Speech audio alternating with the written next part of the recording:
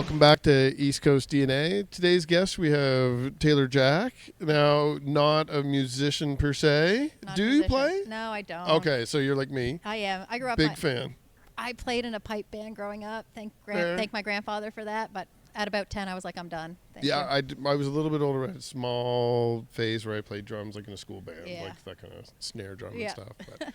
So, wanted you to have an opportunity to share with me a little bit of information that, like, as of this recording, I can't release all the information yet, but anyone that's watching this, it's probably public information by now, maybe a couple extra little tidbits in here, but you have some announcements related to the Sommo Music Festival. Yeah, this coming week, thank you, East Coast Music Award Week, we thought we'd line up with that, and we're going to release our secondary stage, our Sandbar stage. So Amazon Music's proudly sponsoring that stage, so we'll give them a little shout out, Amazon Music Sandbar stage, and we are releasing that lineup in this coming week. So exciting 12 new artists to be put out that we think the fans are going to enjoy. When I went last year to the first event, I obviously was pulled in, like many of the fans, by the headliners on the main stage. Yeah. And I will admit, I've said it on the show before too, for the Cavendish Beach Music Festival, I haven't been to many of those, but years ago I went to the one that Taylor Swift was at. Yeah. Like the Year two. The huge one. Like, I just remember that being like, everyone was going to see Taylor Swift, and I was blown away by the secondary stage that was there. And I was really excited for Sommo being the first year that you had that last year, that you had the Sandbar stage, that it was the same environment. Because I felt like it was like, for country, it was like going to like a barn party. Right, the kitchen party type like thing. I've been to that type of thing, and it had that vibe. So I wasn't expecting it for the more rock and alternative folk music festival, but I probably enjoyed myself there the most all the day. Anyone that watched any of my content see that I was in the pit, and some of my content cut off because I got a little hectic in the pit. But I'm really excited to hear who you have there this year, because already want to go for the headliners, but those secondary stages are where I really hang out most. Yeah, we noticed that last year, actually. I think we saw one win with the festival that we noticed is that with CBMF, which we do produce as well, people put up their lawn chairs and they kind of stay at that main stage and sometimes kind of float around to that secondary stage if they're kind of true fans. Mm-hmm. But with Sommo, they actually went stage to stage to stage, which was really interesting. So when the main stage was done, that Sandbar stage got packed. And so, it was overflowing. And I think the bands from last year, DFA, JJ Wild, to name a couple, just elevated that experience and gave fans some of those bands that maybe they follow but don't have an opportunity to see out this way all the time. And this year's going to be the same. I would say this year it's maybe not as rocky, be very honest on that one. We do have Greta on our main stage, but we also have Noah, which kind of goes a little more folky. And I think last year people saw that indie folk became a hit for us, and it's continuing this year. And so to fit along with that on Sandbar this year, you will see not just more rocky, you're going to see a little bit more indie, and we thought we'd go a little more crazy, and we brought in some hip hop and a little more pop this year. So we are a multi-genre festival, and we wanted to kind of hit all that. So some exciting stuff there. Toby's coming in from Toronto to do a nice set. Who else do we have? Lolo's coming in. Lots of Canadian artists. We have nice maritime artists coming in as well, with Maggie Andrews, Andre from Nova Scotia as well. Nobody on our show licensed to Andre Petitpon the Joint. No, nobody. At all. They're not big fans. So we just leave them out of the topic. Sugar, we shouldn't have brought them in. Is that what you're saying? Yeah. No, there might be a couple fans. We'll see. We really like him. He's very supportive of our festival and our company, so he's a win. But yeah, so some great talent coming our way. But the big key piece is, it's a multi-genre, and this year we want to expand on that. So I think fans will be surprised with the total difference between last year and this year, and that they're going to get more of a variety on that Sandbar stage. And now, I didn't ask you this before we start recording, so you might not have answers to some of my questions, but at the festival last year, and I kind of thought of this as you were talking about how people were moving from stage to stage. My daughter was with me there as well, helping with some of my media tasks, and we did have the opportunity to go explore the grounds a little bit. I'm curious if, since the Cavendish Beach Music Festival has the two stages as well, I don't know of the country festival being known for the culinary experience. I know someone really pushed that. Yeah. Do you think that that maybe had something to do with people moving around more? Yeah, I think that's, and that stage will be announced. We announced some of the headliners for that stage last Mm-hmm. week, and we have some more coming out in probably the next 4 weeks or so. Perfect. I'll give that little tidbit, and I think people will be happy. We brought in some Atlantic Canada chefs that people have requested. We put out a little poll out there, and Awesome. we like to listen to our audience, so hopefully they're happy with some of those. But I think what helped that too is, we bring in some artists, which was a little bit different last year, to pop up on the culinary stage and to partake in those demos, Yes. which we saw a packed house when Vance popped on stage this year. So I can't name names, but the artists are lined up for that stage again this year. I can give that tidbit, and they'll come out probably day of like last year. We'll leave that for surprises. But those from the Sandbar stage, those from the main stage. We have a nice roster popping up with our chefs on stage to do some of those demos. Awesome. I'm really excited to see that. I wasn't sure how I would take that in, but I do actually have a full-time career for a grocery chain. Yeah. We won't get into that. I know it's not the most popular news item at the moment, so it's not Loblaws. But I was excited to see how that was treated, and actually, it felt like I was watching a TV show, like a cookie show, and to see everyone on the elevated stage. But as a music fan, and that being my primary reason to be there, it was cool to see different celebrity guests come up and kind of have the two blend together. I wasn't expecting it to be as blended as it was for a festival. Yeah. And having it, I don't know if you guys did this on purpose. Somebody could take credit for it if you're not gonna.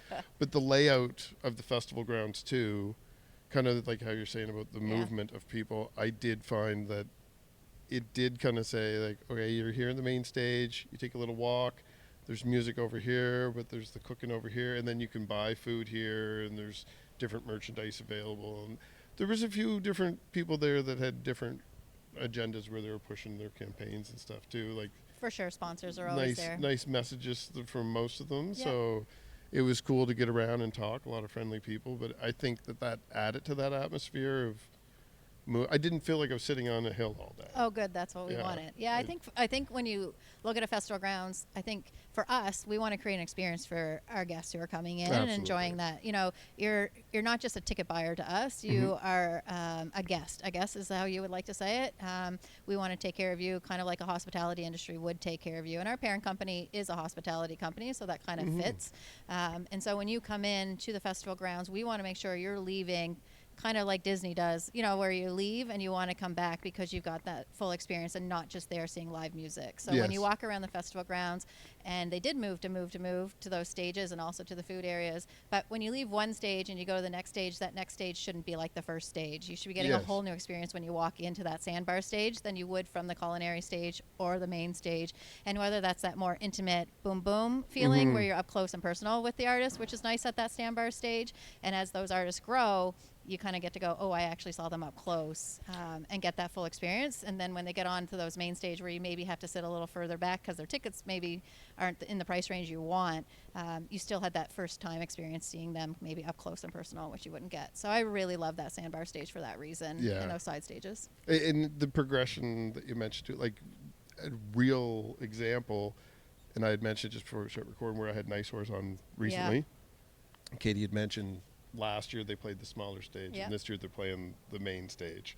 So it's nice to see artists that are not just new to the area, but they're actually progressing in this area and building a bigger fan base so that they can play to a wider audience. And they're being able to do that within your organization too, which you don't get to do that with too many festivals. No, and I think that's a win for festivals, especially out in Atlantic Canada. A big thing for us is we like to make sure we're showcasing Atlantic Canada artists too. So, on that main stage at the opening slot, we try to give somebody from the Maritimes that slot, or Atlantic Canada, can't forget about Newfoundland, onto that stage and get them into an opportunity that they maybe would never get anywhere else. And so I think for us, knowing that and being able to help elevate them a little further on that, playing a main stage might give them not a massive boost, but a little bit more boost of people going, who are they? So you're saying you get onto the Sandbar stage and you're not on the stage, where it's like, ooh, a pop-up somewhere that maybe somebody doesn't get a chance to see you. You're hopefully on these other stages where you're getting 20,000 or 5,000 in that side stage, a little bit more audience follow. And I'm not going to expect you to mention anything specific because Yeah. it was pop-up surprises. But I did also like that at Sommo last year there was those bonus performances. There were a couple little acoustic sets Yeah. that were just last-minute announcements, like, oh, if you go over near the Bell stage, and that was cool to see. Yeah. I'm hoping that there's more of those things planned for this year as well.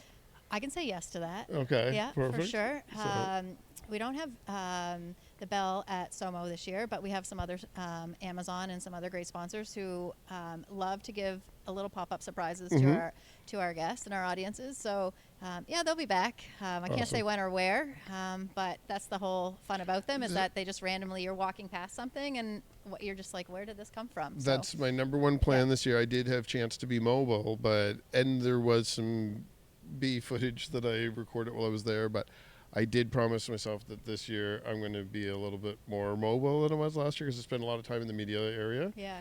And I think there's so many things going on. I did feel, for an event where I caught most of the music, I did still feel like I missed out on things. So I definitely want to be a little bit more engaged and interactive with some of the people there this year. Yeah, Sommo for me, I think the food comes into play, and I know maybe I'm going to go food way if you don't mind, because it's so big in Atlantic Canada, food, and that's why we brought it into Sommo. And I think the piece about food is that food brings people together. We think Atlantic Canada, and we think family dinners, and we think, that's normal. And so we thought with Sommo, how do we incorporate part of that tradition of Atlantic Canada with food? And Sommo was like, let's do it. That's where the culinary stage came into it. But we also have along like our food vendors, for sure we have the food trucks and we love our food vendors, but then we created some upper scale eating options where you could grab mussels or you could grab tuna poke bowls or live barbecue being cooked in front of you, which is not at every festival. Exactly. So we try to differentiate ourselves that way, but also keep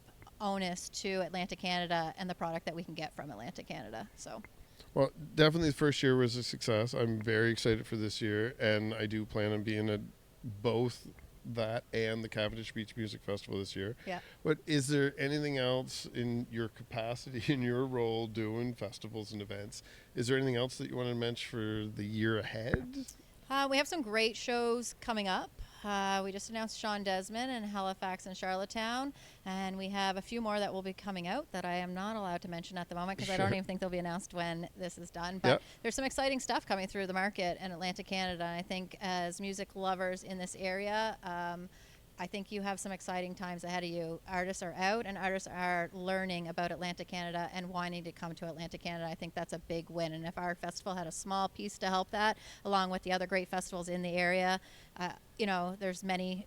I love Jazz Fest in Halifax. So if these festivals can keep coming and keep driving artists to Atlantic Canada to see that, hey, it's a place to come and bring your tourists to, I think it's a win for everybody. And if we can help out some of our Atlantic Canada artists get on some of those opening bills, even more better. So I think one thing I can say is there's some exciting things coming for 2024 and 2025, that's for sure, within tours and for festivals again next year. I think what people don't realize is that we plan a year ahead, so 2025 might already be locked in. Oh, wow. And we'll see what's happening in 2025. So it's going to be, let's get through 2024, which is going to be killer with Noah and Greta and all the Sandbar stage artists as well.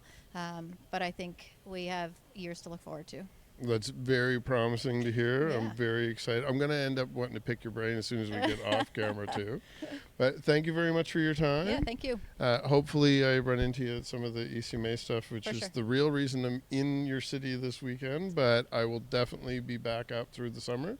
And hopefully get some of those artists on the show as well. Yeah, All thanks. right. Thanks Appreciate it. again.